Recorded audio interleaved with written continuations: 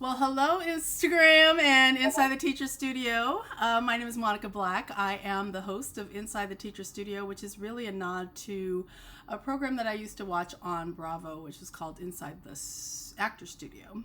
And what I really loved about that program is that the host would have like a huge stack of 5x8 cards, and he had done some really great research and found the most obscure details of the people that he was going to interview. I'm not that talented yet. I don't have that kind of a team. I love the whole idea of celebrating the artistry and creativity of folks. And since my area of my heart is in education, I am celebrating the creativity and artistry of educators. And today I am so honored to have someone who's become a good friend of mine, Dr. Laureen Adams. We met at first through a mutual friend of ours and found that we have a mutual love of education. So I invited her on here because I think she's amazing. So first and foremost, Lori, please introduce yourself to the audience however you'd like to.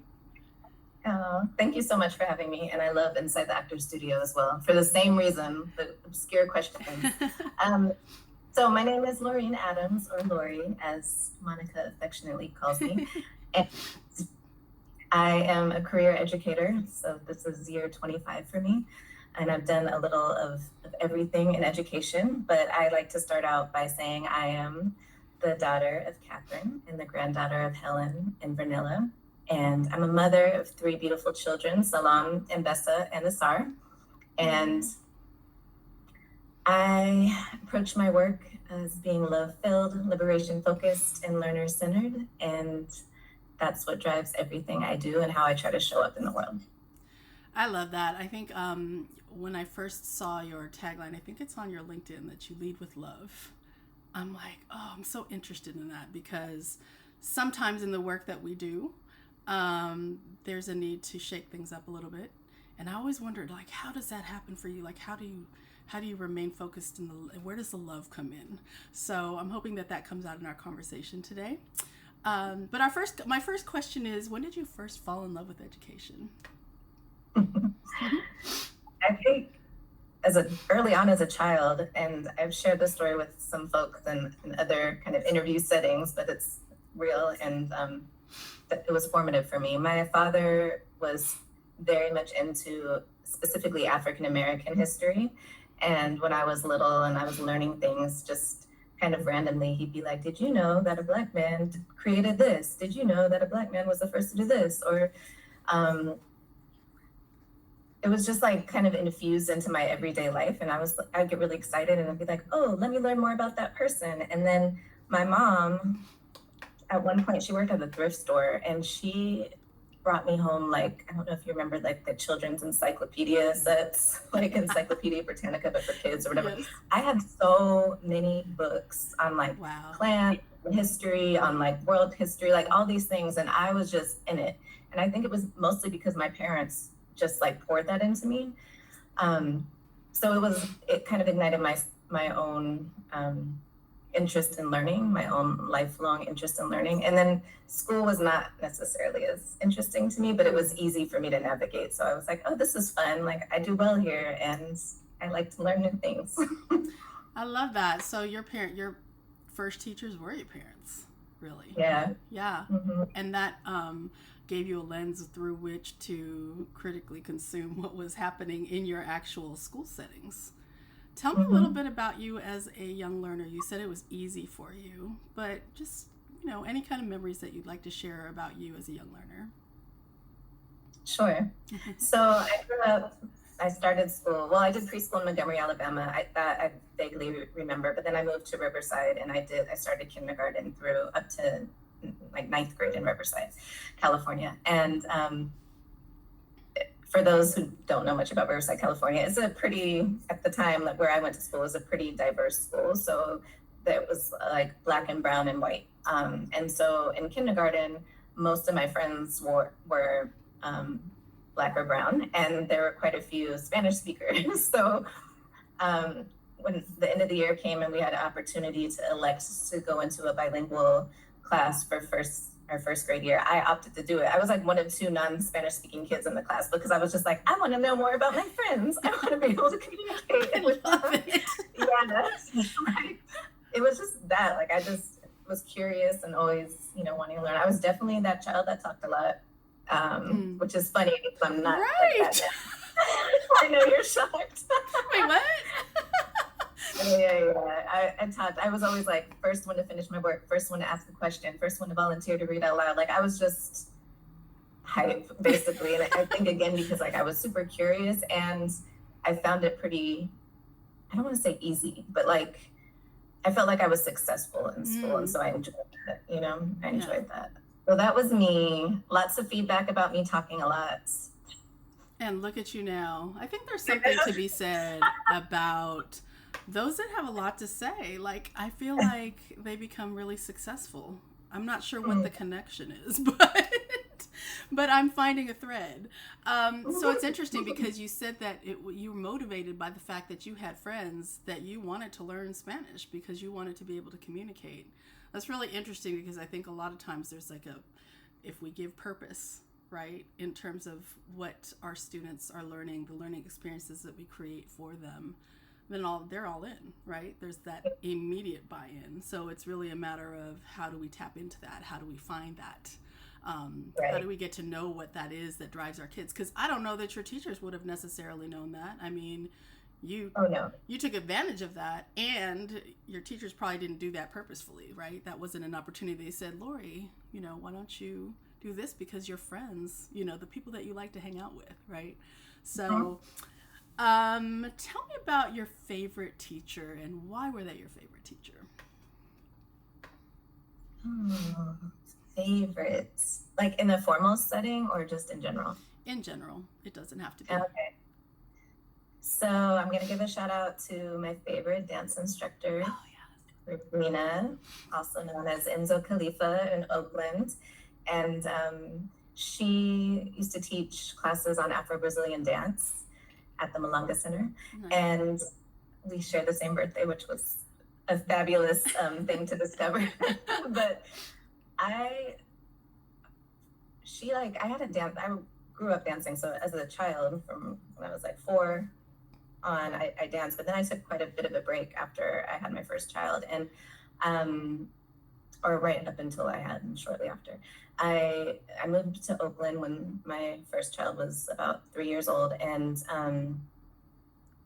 really wanted to get back into dancing just because it felt like it was a void in my life. And the way she just held space in the class, like it wasn't just you're going to learn this movement. It was like, first, let's connect to our bodies. Let's understand what this movement means in relation to, because we did a lot of Orisha dance, so it's like connected to spiritual practice, connected to your own spirit. How does it feel in your body? And she just allowed people to embody the movement in however way they could. And it wasn't, even though she was really keen on making sure people had good technique or they were holding their bodies in particular ways or, riding the rhythm in a particular way, like she balanced it in such a way where you didn't feel overwhelmed, especially if you were a new dancer. So I was new to that genre of dance and I was just like, am I doing this right? And I always just felt so welcomed. And it was such a community vibe. Like she created such a loving community with such a range of levels, right?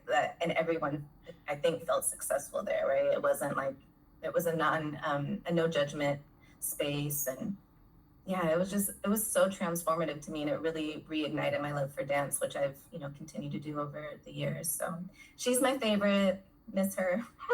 Wow, that's interesting. For some reason, so that's one of the first introductions to you I've had was, I believe you were filming maybe like a video for Natalia's I don't know if it was she was performing and you were part of the dance piece of that. And so when I saw that, I was like, oh, she's been doing this all her life. So you're saying that it was not like new necessarily, but you had not been doing that type of dance all your life.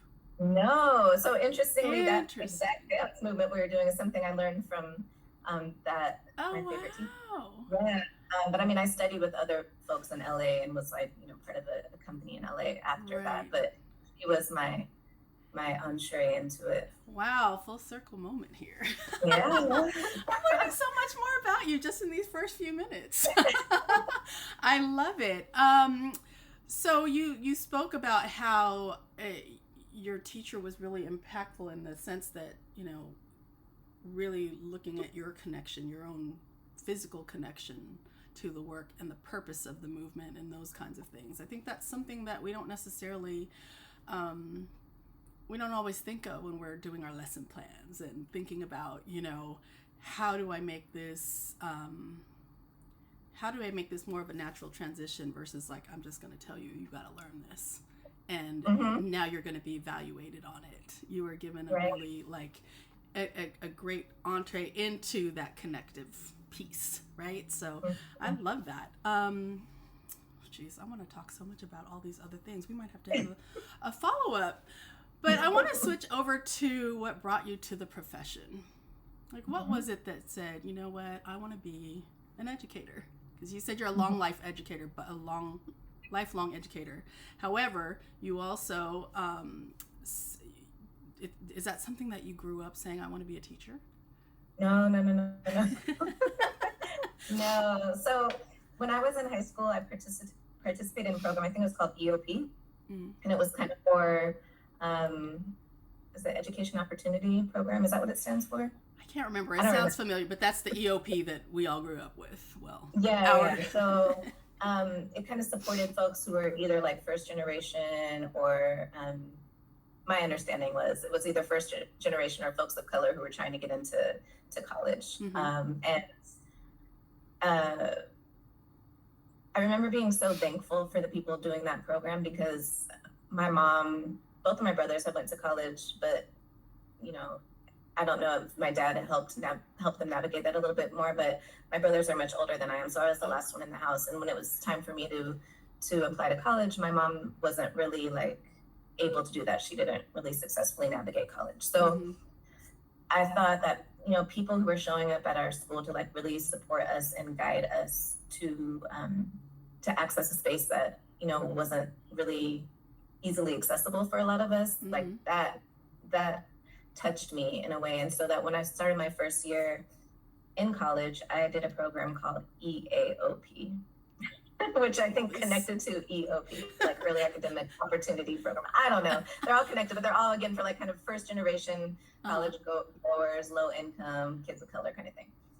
And so in that program, it was a part of my work study. I worked at a high school with folks in Sacramento Black kids who were trying to go to college. And I was like, I like helping folks write their college essay, and I was just like, this is cool. I looked forward to meeting with the young people. I mean, we were close in age, but with the young people each week and answering whatever I could answer at the time about college, answering their questions about college. And I was like, this is cool, but it really wasn't what I wanted to do, but I liked it. And then in my very last year of college, I studied abroad in Ghana. And when I came to Ghana and I saw the way the education system was working at the university level, because I didn't see anything else, I was like, oh, there's a lot we need to do differently around specifically what African people are being told about themselves and like the colonial legacy of teaching and learning. It was so stark to me from my own experience in undergrad, where one of my majors was African studies. So I came here and took African studies classes, and I knew this was like colonial African history being told. And it was shocking. And because I'm so committed to liberation and I'm a Pan-Africanist in orientation, I was like, okay, this might be my calling. Maybe this is why I came here. Like I need to, do a pivot. And that's what sparked it for me. So let me make sure I'm hearing you correctly. Was it because, what was that? I said a lot, I know. No. I just, sometimes I have to refocus because squirrel. So number one, you had participated in a program for folks that might not have been able to access college. And you were thankful for that. And then you became somebody that provided that service for other people. And then it was in the midst of all of your studies that brought you to where you are right. You're where you were when you took those African studies, right? In Ghana? Okay. And so it was just a matter of you know, the way that you were learning was very much a colonial mindset, colonized history. And that's what brought you to the profession. You wanted to be a part of, I guess, if you will, like maybe changing that. I don't know. Yeah. Yeah, impacting that. I love that. This is another connection that we have, because it wasn't until I moved to the Bay Area that I really started seeing Filipinos, that were pushing back against the story that we've always been told about, number one, how did we get here? Number two, how, you know, what are Filipinos like prior to all of the colonization? And so I've gotten really thirsty about that. I want to go to the Philippines, actually, and see if there's any way to learn a pre-colonial history, because I'm like, so you know, you got me, I've already been thinking about it, but now you really got me wanting to go. So like, similarly, I just want to add real quick, you know, when I was at UC Davis, I was close to the Bay Area, so I did a lot of weekend excursions to the Bay, and that also put the fire in my belly around, you know, decolonial education. And the ways in which education was keeping Black and brown folks in the States, especially oppressed, right? So that was like already kind of bubbling up for me. And then coming to the continent and seeing it like in a way that was so much more explicit than, you know, California, I feel like is a little bit of an island within the continental US anyways.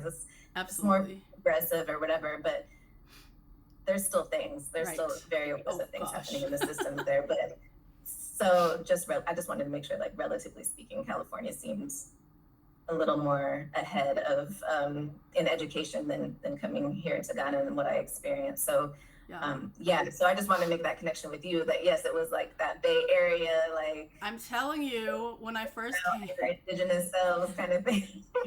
Let me tell you, because you never heard about land acknowledgement in Southern, well, I had not. Where I was from, my circle or my surroundings, we didn't talk about that kind of stuff. I know now that when I'm in spaces where there's a land acknowledgement, I see that folks in LA also do that now, and I'm not sure had that always been there, right? But I just remember moving to the Bay thinking, as a Southern Californian, I'm like, I thought this is a place that was supposed to be like all about, you know, social justice and you know, activism and speaking up and doing these things. And I saw a little bit of that, right? But I was also like, gosh, this is kind of a racist place. Like I was surprised how much of that I was feeling as somebody who thought that I was coming to something different, right? And so I really wasn't feeling the Bay when I first got here. And it wasn't until I was here for about 4.5 years before I took a role that allowed me to go elsewhere. And that's when we were working together. And then I wasn't there anymore, and I went back to Southern California thinking that that's, you know, home, and I was going to end up staying there. And I was there for 10 months, and I was like, I'm going back to the Bay. I was surprised, because I never would have thought that would have come out of my mouth. And regardless of all of the kind of, you know, things that are happening here in the Bay that aren't so necessarily attractive, I love it here. And to an extent, I feel safe. But I am absolutely taking advantage of the fact that I'm learning here, and I'm, you know, connecting to people that have, you know, I'm meeting folks and connecting to sources that help me get to that decolonial mindset, history, spirit, all of that. So I love that this came up in our conversation. Okay, so you, thankfully, I don't know how much you have to deal with what's going on here politically, but there's a lot. And even before this last election, you know, education can be again, unsafe space, a space where, you know, people that love what we do stay because of the love of the work, because we certainly don't get paid for this, right? We don't get paid a lot of money to endure the things that we have to endure. So, you know, I'm feeling a little kind of, am I gonna have a job in January? Like, you know what I mean? Like, how long is it gonna take for me to get threatened to not be doing the work that I do? So, you know, there's been times throughout my career where I'm like, okay, it's time to take a break. And I've done that. I've taken a step away from education, like the public school aspect of it, and being a part of this system. But I always come back.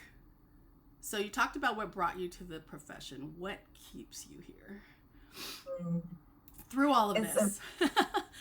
I mean, that's a great question. It's a real deep commitment to liberation. So my roles have changed, though, over the years. I haven't always been in the classroom. Right. Like, I got really clear after 10 years, like, I want to have broader reach. And for me to do that, I need to move out of the classroom, work more with teachers, work more with leaders, and so on. So that looked like being an instructional coach, being an assistant principal. That looked like working for a project-based learning organization and designing, materials to train districts and leaders on how to implement PBL at a district level, right? And now it looks like, I don't know if I'm jumping ahead, but now it looks like I'm in Ghana, and I work for an organization called Ghana ASCD, which is an affiliate of ASCD and ISTE in the States. And I'm the Senior Director of Professional Learning. And in that role, we have recently worked with the Ministry of Education. We just finished a pilot of a National Educational Leadership Institute to work with educational leaders across the country and to help support their development as they grow into becoming transformational leaders. And we specifically focused around strategic leadership and do professional learning with schools and leaders. I still work at Claremont Graduate University. I'm a research fellow there, and I teach courses every year. And I just have my hand in different pockets of the work so that I'm still connected to the work. But I just know that for me, I get, maybe you got hints of this early on, because I'm curious and I want to learn. I kind of can get bored easy in certain roles. So I'm like, what else can I learn about education? What gifts can I bring to this kind of this part of the work or whatever? And so that's kind of where I am now, just seeing all the ways that I can touch education that are in service of liberation, specifically for African people. Oh, I swear, it's like I knew that we were connected, but I think a lot of the work that we do is very much inspired from the same work, knowing that you want to touch a greater, have a bigger impact. That's where I am, right? And it's sometimes I feel like, we've had these conversations before where the imposter syndrome comes up in my head, and I know, I fight with myself all the time on whether or not I want to go further my studies on a more formal level, because I have a couple master's worth of experience just being in the public school space, right? However, I've never necessarily published anything or systematically studied things, right? And so, but I guess the inspiration to touch more lives is very much a connection that we have. And, I think when we were working together, I remember sharing, I would like to rewrite the expectation that somebody has to have letters behind their name in order to be invited into spaces. Absolutely. And to an extent, I've done that. And I also still sometimes gravitate towards that. Am I going to just go back into this is the expectation of how it is to be successful, right? So, but what was that? Go ahead. That's real. It's a tension. I get it. Yeah. And I just really appreciate you always encouraging me, because you're like, no, you absolutely have something to contribute. And so I thank you for that. So you are one of my main influences in education. You're like, here, challenge that assumption, and you always, you encourage me to do that. Who are your main influences in where you are today in education?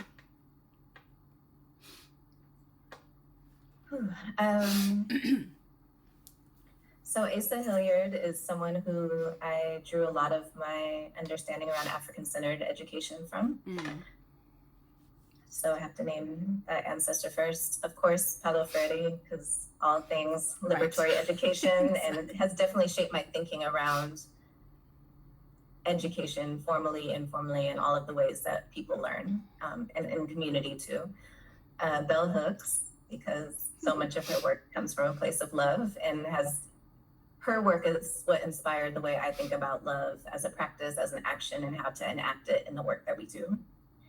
And then I have to always give a shout out to my girl, Alcine Mumby, who I worked with at Envision Academy in Oakland and continue to work with in different capacities now, but was just such an amazing school leader and just taught me a lot about what leadership can look like when you're truly in community with everyone. Wow. In the educational space, right? So students, staff, teachers, parents, caregivers, the police that work around the corner, like all of those things, like just phenomenal.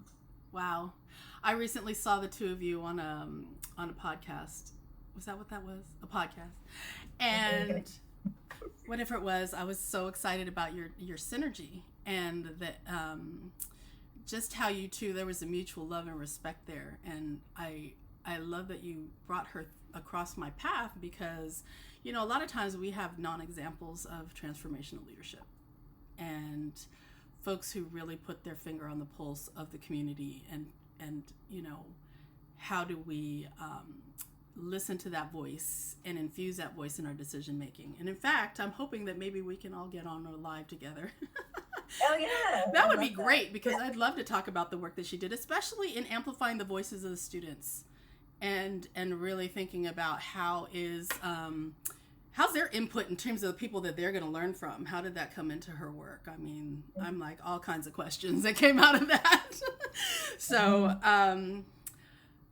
let's step away a little bit from not just specifically about education, but what brings you joy? That's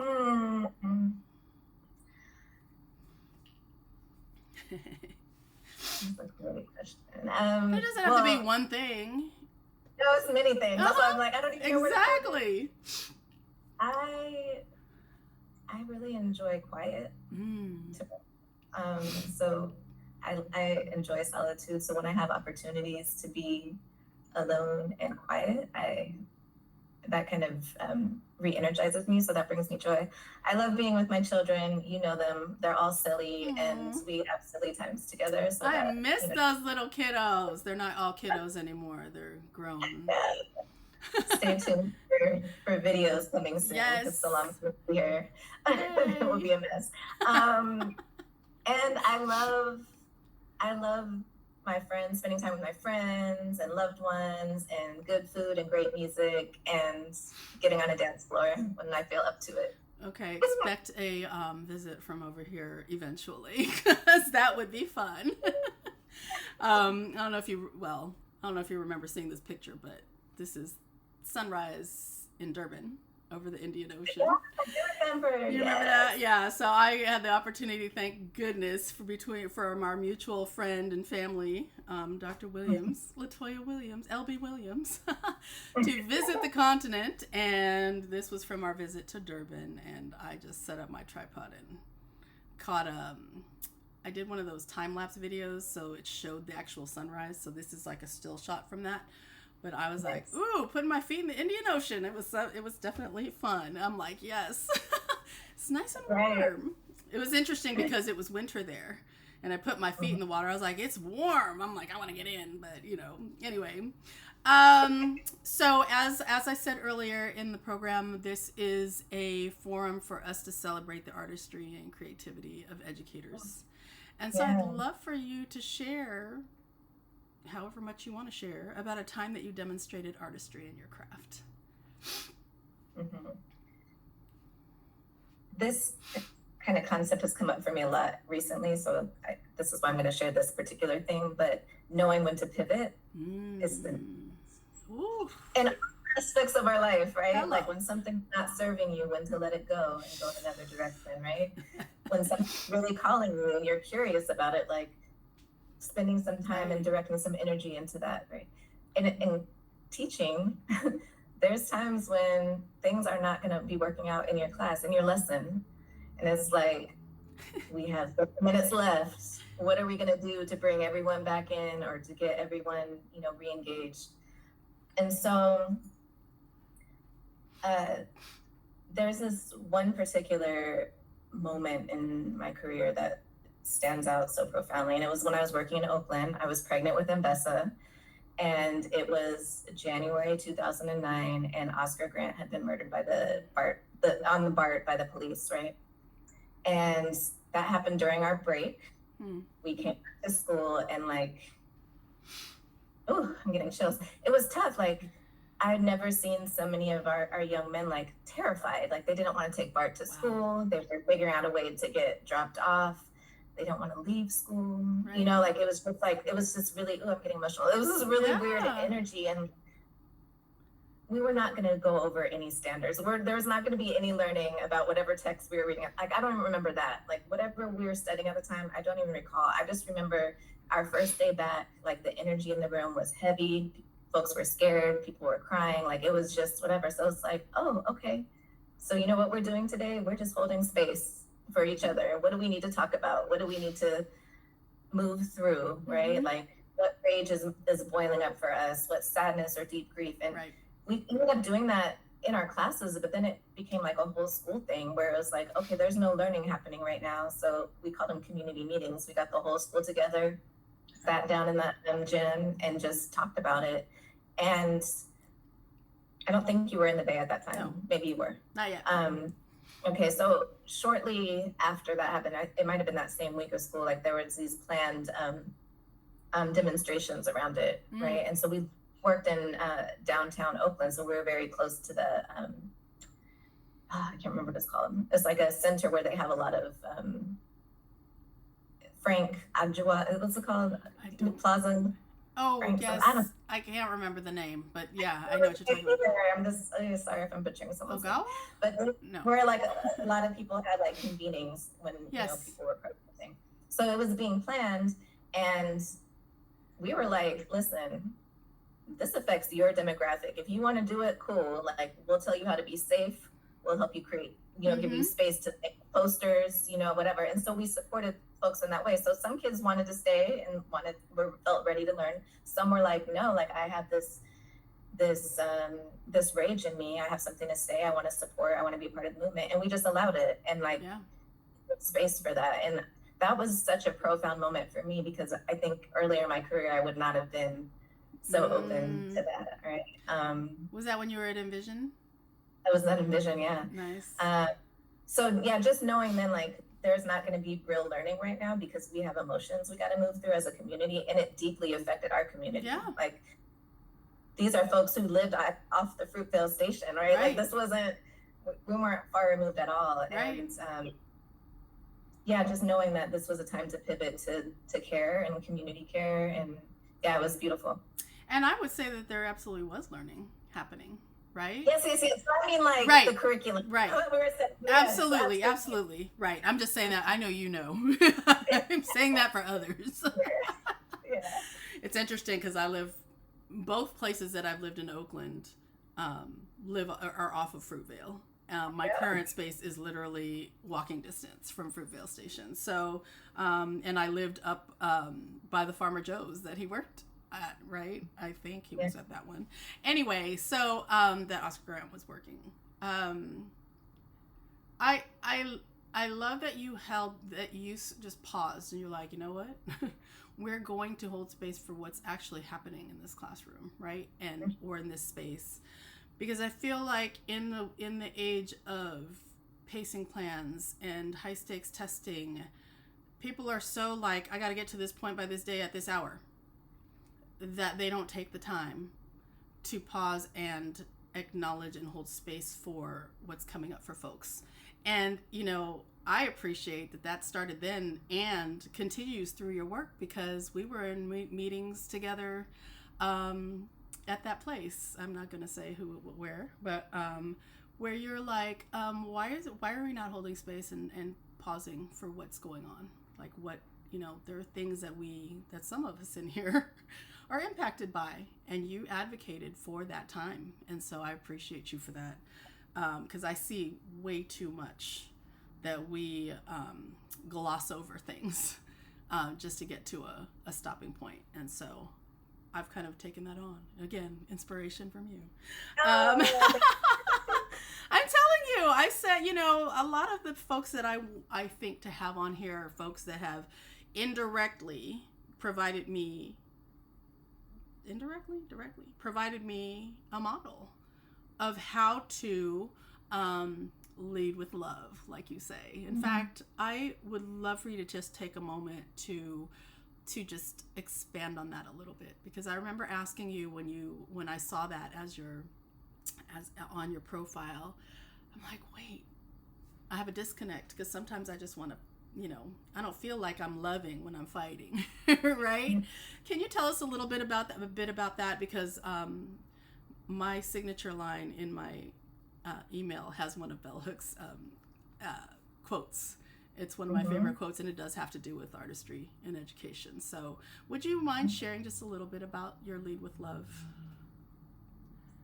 Yeah, so it's interesting what you just said, because I feel like you can lead with love and be upset. Or yes. I keep drawing on this word rage, because I just feel like that's the collective energy in the world right now. Like we're just out of rage.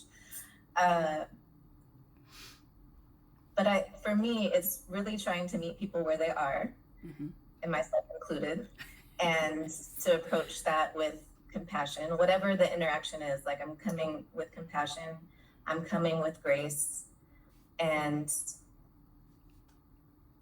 my hope is that we are moving towards a shared vision or goal, and that we are going to support each other in doing that. And so I try to do that in the way that I lead, or I work in, as a team or as part of a team. Simply, I guess that's the easiest way I can put it. And that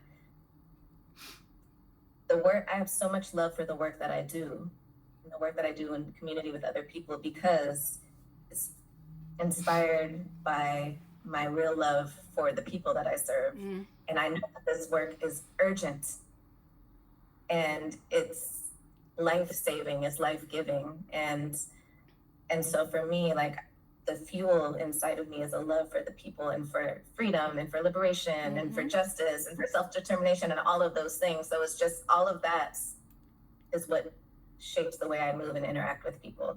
That doesn't mean I'm not angry sometimes, or that I'm not super frustrated. Yeah. But back to what I said at first, like, meeting myself where I am in that moment. It's like, okay, you're not your best today. Yeah. Where you are, just remember how you're trying to connect with people, and that you're offering grace to yourself and to others, and compassion. And again, I'm hoping that every day that I do this work with folks, that we are moving towards a shared vision. And so if I believe that to be true about the people I'm working with, it's easier for me to show up in a more fully loving way. That comes with joy and ease, and kind of. So, but again, I think the anger and rage has its place too, and it doesn't negate the work when it's like held well. I really appreciate that you said starting with yourself, because I think a lot of times when we as educators are trying to support others in doing things, whether it be our young people, whether it be our adult learners, in maybe confronting something about themselves that isn't the most beautiful, and so to treat yourself with compassion, but then to move from that and to actually learn and have an expectation for that and to move on, I think is amazing. And so I really, we're not quite done. However, I do want to thank you I know you said what brings you joy is your quiet. And I know that as much as you love spending time with your kids, this was a moment that you had carved out for some quiet. So the fact that you would share this time with me and us, I am so very, very grateful for you. And before we get to my last part of our conversation, I wanted you to just, let folks know where they can find you. Like if they need to do some work with you, where would they find you?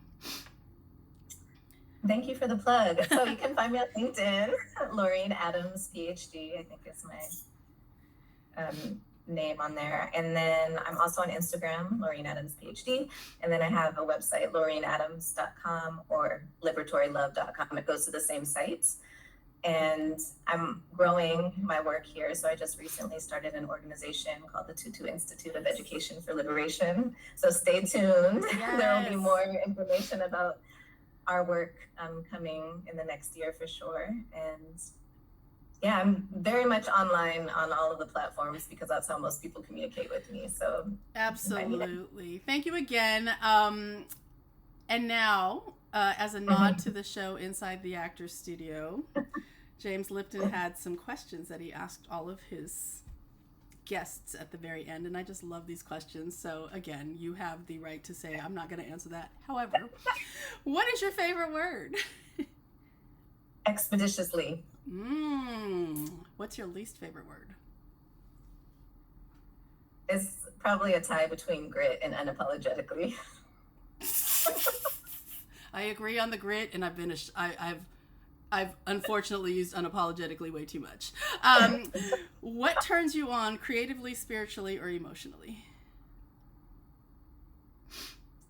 Depth and clarity. What turns you off? Lack of depth. And delusion. I don't know. What's your favorite curse word? My favorite question. Fuck. Emphatically. I mean, it's just such a good word. What sound or noise do you love? I love the sound of regulated breathing in myself. Oh wow. I have learned to love that. Let me tell you, it's a new practice. What sound or noise do you hate? Off-pitch singing.